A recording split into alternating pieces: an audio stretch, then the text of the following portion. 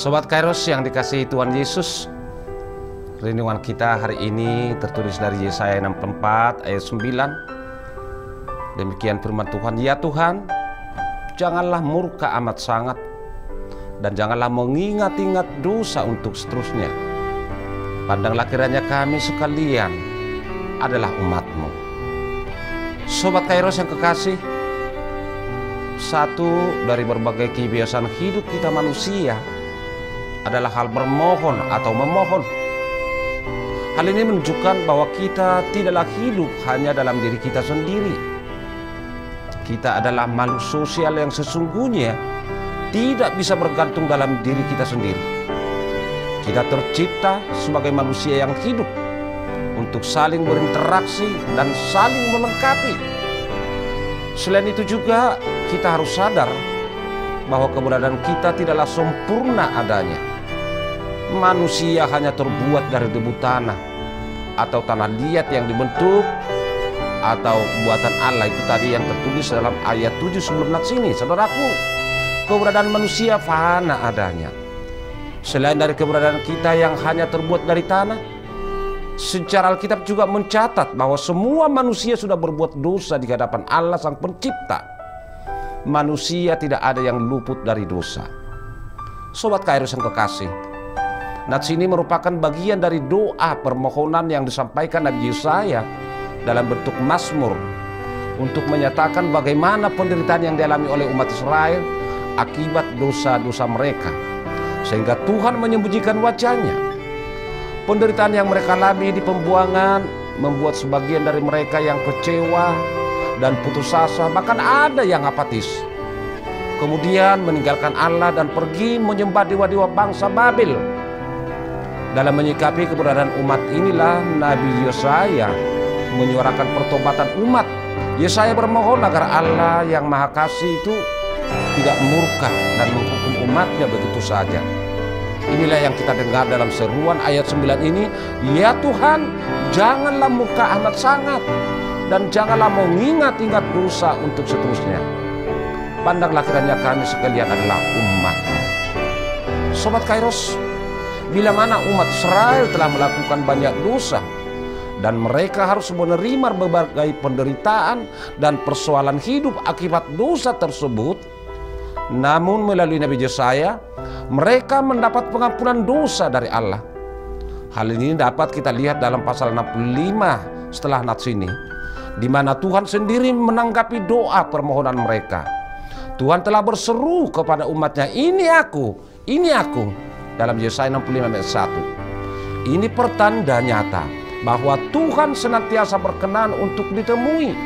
Bahkan setiap hari Tuhan selalu mengulurkan tangannya kepada mereka yang telah memberontak dan yang meninggalkan Tuhan, bila mau bertobat atau berbalik pada Tuhan.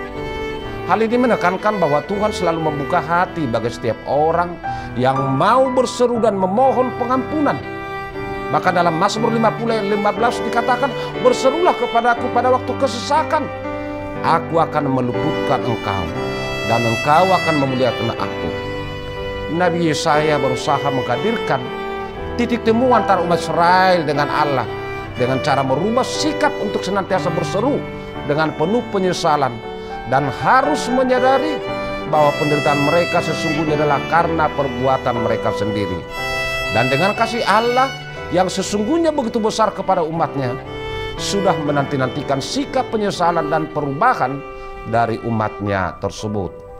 Hal inilah yang kita dapatkan dalam nats ini, di mana umat Israel dalam permohonannya kepada Tuhan sangat berharap akan kasih Tuhan yang besar. Sobat Kairos yang kekasih, Allah selalu bertindak atas kasih setianya. Walaupun ia dikecewakan, walaupun ia murka terhadap pemberontakan kita seperti umatnya Israel, namun kita melihat bahwa Tuhan tidak mengabaikan mereka begitu saja. Allah selalu peduli, Allah selalu mengerti, bahkan Allah sendiri yang mengingatkan bangsa Israel untuk berharap kepadanya. Dan atas dasar inilah Yesaya dan bangsa Israel berdoa memohon kepada Allah. Allah sendiri yang tergerak oleh belas kasihannya untuk mengampuni kita. Oleh karena itu saudaraku, manusia tidak mempunyai hak untuk mendesak Allah untuk menolong atau menyelamatkan dirinya dari semua penderitaan, apalagi dalam mengampuni dosa-dosa kita. Jika Tuhan bertindak, maka tidak ada yang dapat mencela atau membatasi gerakan kasih Allah oleh perasaannya sendiri. Kasih setia Tuhan merupakan dasar hidup umat Allah dari sejak awal dan satu-satunya jaminan untuk masa depan. Dalam Yesaya 63 ayat 7 dikatakan, aku hendak menyebut-nyebut perbuatan kasih setia Tuhan, perbuatan Tuhan yang masyhur sesuai dengan segala yang dilakukan Tuhan kepada kita, dan kebajikan yang besar kepada kaum Israel yang dilakukannya kepada mereka sesuai dengan kasih sayangnya dan sesuai dengan kasih setianya yang besar. Karena itu Tuhan sendiri bertindak untuk menebus dan menjadi juru selamat bagi anak-anaknya yang dikasihinya. Oleh karena itu sobat Kairos yang kekasih, mumpung Allah masih berkenan ditemui dalam doa dan permohonan, marilah kita senantiasa berdoa dan memohon pengampunan atas dosa-dosa kita. Selamat beraktivitas sobat Kairos. Tuhan memberkati kita. Amin.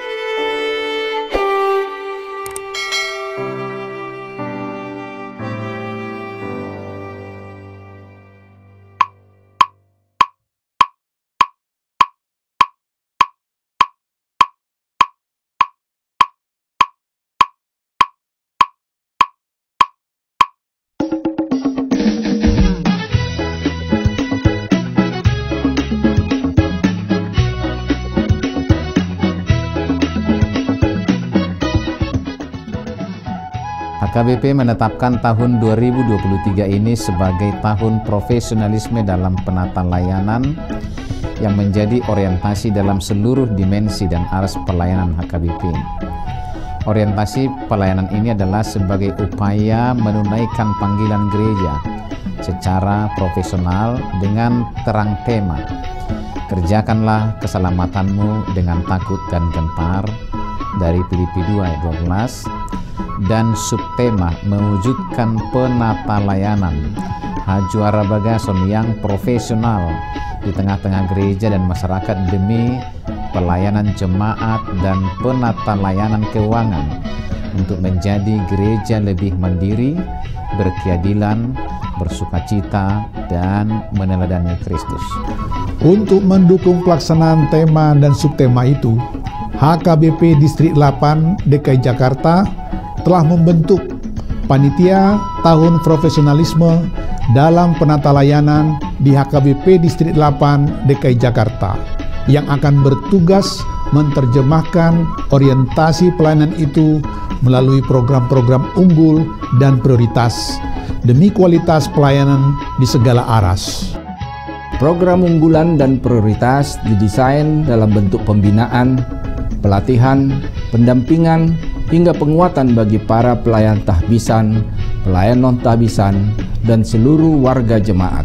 Sehingga melalui program tersebut akan tercipta penata layanan menuju aktivitas gereja yang kokoh dan solid melaksanakan tugas panggilannya dalam dimensi koinonia, marturia, dan diakonia yang penuh dedikasi dan tanggung jawab. Profesionalisme dalam penata layanan bukan hanya menyangkut kemampuan tata kelola dan manajemen administrasi dan keuangan, namun juga akan menyasar penguatan interaksi dan relasi yang saling peduli dan saling melayani di tengah kehidupan warga HKBP. Maka sebagai bagian dari upaya menyukseskan program pelayanan yang akan dilaksanakan pada tahun profesionalisme dalam penata layanan HKBP di Distrik 8 DKI Jakarta, kami mengajak seluruh warga HKBP Distrik 8 DKI Jakarta para pemerhati dan juga simpatisan untuk memberikan dukungan penuh melalui doa, daya, dan dana, sehingga orientasi pelayanan ini berbuah baik demi kemuliaan nama Tuhan. Tuhan Yesus memberkati kita semuanya. Horas, horas, horas.